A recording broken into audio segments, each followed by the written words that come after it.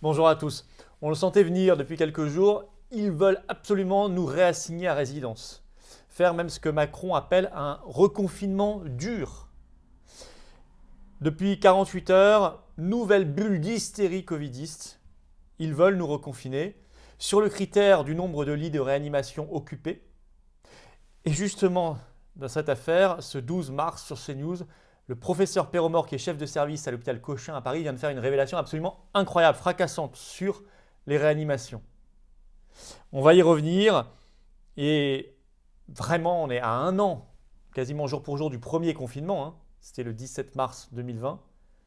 Ils en sont au même point, ils aggravent même les choses, puisqu'en permanence et entre-temps, on a conservé les couvre-feux, les fermetures de restaurants, d'activités culturelles, etc., etc. Bref, il est temps de se mobiliser à fond face à cette nouvelle bulle d'hystérie covidiste et de réclamer la seule décision politique raisonnable de tout rouvrir immédiatement, de mettre fin à tout cela, de soigner les gens, d'autoriser les traitements et les soins et de tout libérer, de tout rouvrir tout de suite. À ce sujet, je vous remets sous la vidéo en description le lien vers la grande pétition nationale, fin du couvre-feu, tout rouvrir tout de suite. Si vous ne l'avez pas encore signé ni partagé autour de vous, il faut le faire maintenant. Car c'est comme cela qu'on met un sujet au sommet de la pile et qu'on l'impose dans le débat public en France. Je compte sur vous sur cette pétition. Je vous demande également de nous venir à nos rassemblements de ce samedi 13 mars. C'est extrêmement important dans le contexte actuel. Moi, je serai à 15 h ce samedi, place Pierre-Laroque, Paris 7e arrondissement, sous les fenêtres de Véran. Venez, faites venir. Et en fin de vidéo, je vous donnerai la liste avec les adresses et les horaires précis de tous les rassemblements organisés par les Patriotes ce samedi 13 mars contre la coronafolie, contre ce reconfinement dur qui nous pend au nez, et pour la liberté et pour la France. Résistez, venez, venez maintenant. Venez vous battre avec nous, non seulement en signant cette pétition, mais en adhérant, réadhérant ou faisant un don de soutien. Tout cela est en lien sous la vidéo en description. Et tout cela est largement défiscalisé pour vous. Venez maintenant, vous faites un don de soutien pour qu'on puisse mener nos actions puisque l'État nous verse 0 centime comme les banques. Les liens se trouvent sous la vidéo en description. Le lien pour adhérer et réadhérer se trouve également en commentaire épinglé. En fin de vidéo, vous pourrez cliquer directement sur l'écran pour nous rejoindre. Moi, je vous attends, restez pas seuls. C'est pour vous, c'est pour nous, c'est pour la France, c'est pour les générations qui viennent, c'est pour la liberté. Prenez votre passeport de résistance. Bienvenue d'avance aux Patriotes. Alors, ils font monter la pression depuis 48 heures d'une manière incroyable, d'une manière dingue.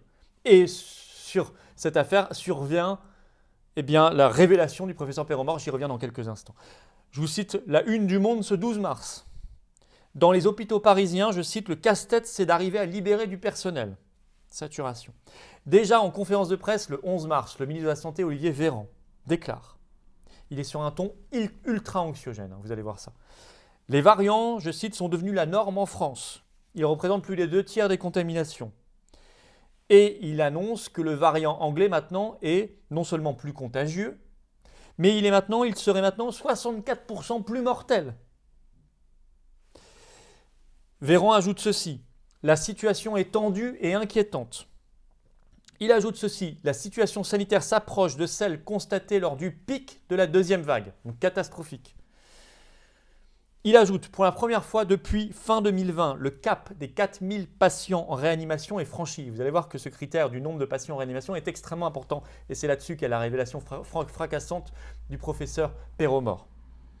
Vraiment, il a un discours anxiogène et de peur. Je vous cite des phrases de Véran hier, ce 11 mars.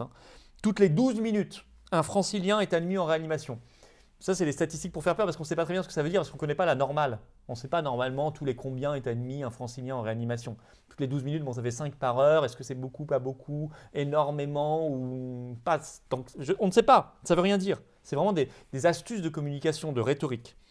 Il ajoute, des dizaines, voire des centaines d'évacuations sanitaires sont envisagées. Alors ça, si ce n'est pas pour faire peur, bon.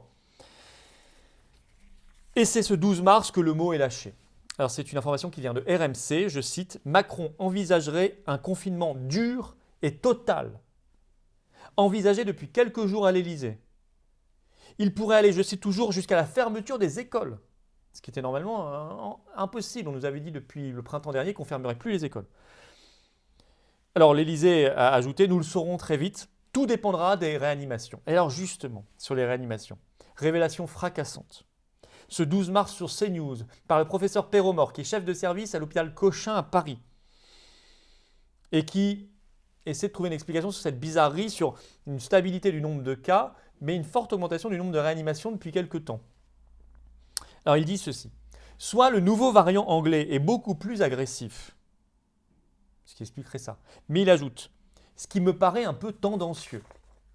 Soit, et c'est là que la révélation intervient, soit on a modifié dans certains services les critères d'admission en réanimation. Et je vous rappelle que c'est un professeur chef de service à Cochin qui vous dit ça.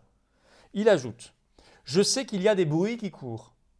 Et certaines mauvaises langues disent que dans certaines réanimations, on fait rentrer des patients qui pourraient très bien entrer dans des services conventionnels, qui ne seraient donc pas en réanimation. Donc ça fait gonfler les chiffres. Il ajoute, pour expliquer pourquoi certains font ça, le débat confinement, non confinement a fait des mécontents. Les mécontents sont ceux qui n'ont pas obtenu le confinement qu'ils réclamaient.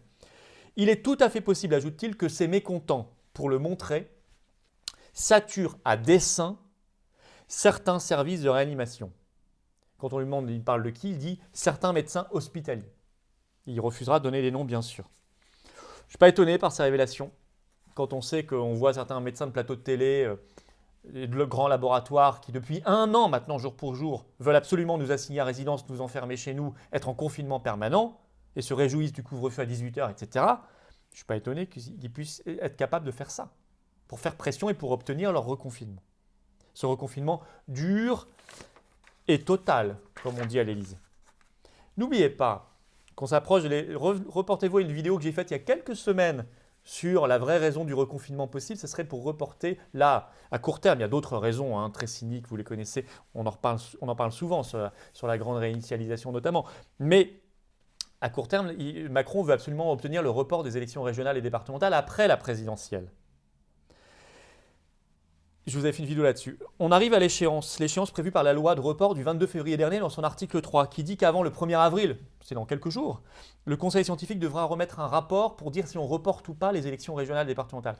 Si le Conseil scientifique, qui est sûrement en train d'écrire son rapport maintenant, puisqu'il doit le rendre au plus tard le 1er avril, eh bien, l'écrit dans un contexte comme maintenant hyper anxiogène de reconfinement dur, total, etc., il va suggérer de reporter les régionales et départementales. Et comme ça, Macron aura une fin de mandat tranquille.